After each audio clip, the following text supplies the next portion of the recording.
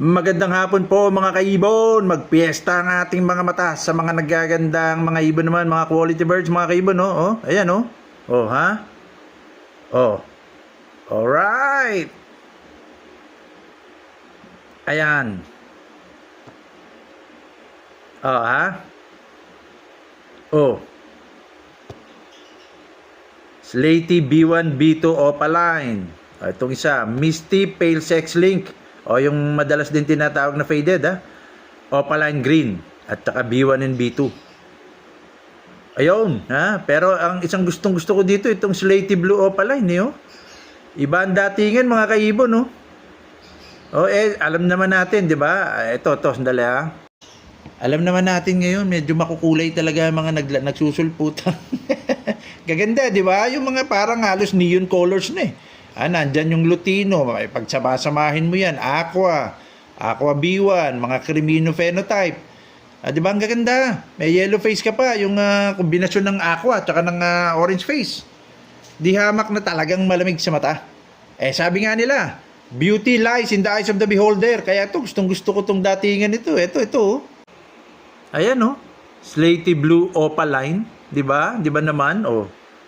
Meron pa magandang kuha dito isa. Nasaan na ba yun, ha? Wait lang, ha? Papakita natin. Ayun, no? O, di ba naman?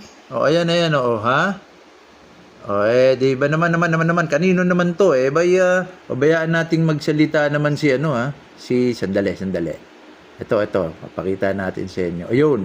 Tapos, ito pala mga kakabis, bird breeder, ito yung munting aviary natin. Ayan, may kut-kut pa doon, ha. Hindi na natin na, So, susunod, palalagyan natin yan ng mga stand. Ayan, yung sa mga ibang alaga. Ayan po, from Malolos, Bulacan. Nursery cage. Tapos, ito yung hugasan. Ang kanyang aviary. Na routine na ginagawa natin lahat, mag-iipon. Linisan. Tapos share ko lang din yung yung feeders na ginagamit ko at siya. Metal feeders para iwas kalkal. Kasi mahal din naman ang patoka, di rin naman zero yung presyo. Then ito naman yung ginagamit natin na tubigan nila, ceramic cups para less hassle. Bawas gawain, hindi siya masyado nilulumot, apakadali lang niya linisin. Pero syempre kailangan sa yung mga ibon nyo. Kasi may mga ibon na nagtutumba niyan, tinutuwad. Tapos ito mga ibon yung natin, calcium block. Ginagawa ko lang ito. Pang sariling gamit ko lang. Tapos ito. Ayun, ha. Kitang-kita naman mga kaibon, ha. Sino nga ba itong ating fini-feature na aviary? Ito na. Ay. Pakinggan natin siya mga kaibon sa kanyang sariling bibig. Isang magandang araw sa ating lahat, mga ka-happy bird breeders. Shoutout sa inyo sa mga lupalas ng ating bansa. Lalo-lalo na kay Sir Jameson, si Sir Lovebirds Color Genetics. Big salute po sa inyo sa pag-share ng kaalaman, knowledge tungkol po sa ating hobby. Mapa-Alis 1 man yan, Alis 2, parang cute, budgie, pinches, kakati. Enjoy lang po natin yung hobby natin na itong video na to, gusto namin i-share sa inyo, mga mag-ibon, mga panyugiman, mga veterano, na yung ibang mutation na hindi masyado napapansin, napakaganda pala pag na-finish natin sa mga bagong mutation na lumalabas, kagaya ng yellow face, like aqua, at saka yung cinnamon, lalo yan, napakagandang mutation yan. Ito yung mga gusto kong pakita sa inyo yung mga ilang hawak ko na sa mga paborito kong mutation ng African Lovebirds 2. Ito, ipapakita natin sa inyo. Yawn! naman, teka lang. Ito, di kilala nyo na. Uy, nawala. Ano ba yun? Chanlay, nawala. Nawawala, Hindi naman tama yan. Ayun. Ayun mga kaibon, no? Alo, Borlongan, Vera, mga kaibon. Kilalang nyo na siguro, no? Malolos, Bulacan. Ang kanyang aviary. Teka. Personal details, Baguio City nakalagay dito, pero malamang sa Baguio. Sabi niya sa Malolo siya ngayon, ano? Ayun, ang hilig naman pala kasi naman sa bird show. Nung AKA Bird Show 2026, mga kaibon, ayan po siya, oh. Ayan picture namin, oh. Alo Borlongan Vera. At ba, kita nyo naman, hobbyist, mahilig sa bird show. At chill-chill lang. Siya din nagsabi. Stress reliever, hindi kailangang mayat-maya eh.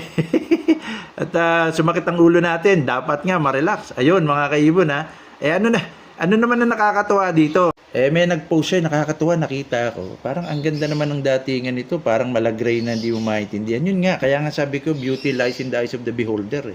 Kasi 'di ba, sa dami ng mga magagandang mala-neon colors ngayon, natuwa pa rin ako dito sa ano niya, Teka ha. May kinalaman sa Slatey.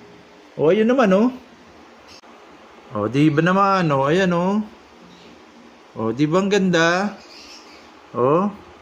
Ayan na sinasabi ko mga kaibon, marami pang mga mutations ang hindi nabibigyan pansin, Isa na nga Slatey, dominant pa naman itong Slatey.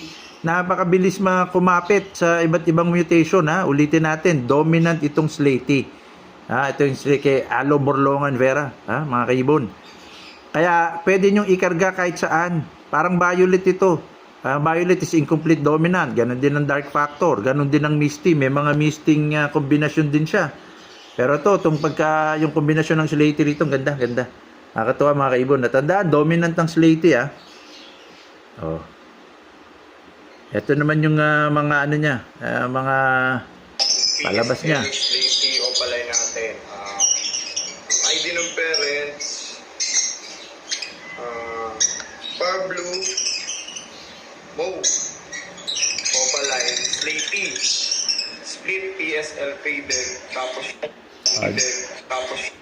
di ba? Ang madalas niyang nagagamit yung Slatey tsaka pale sex link o yung madalas na tinatawag din ng iba na faded.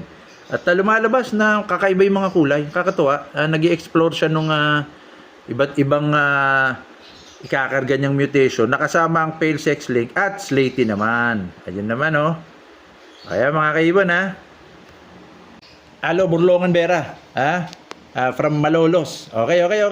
Mga kaibon, mapipicture ang mga aviary nyo.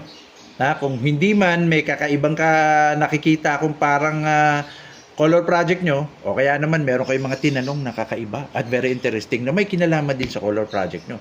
At tulad nga nitong si Alo Borlongan Vera, mga kaibon. Yun! Hasta la vista!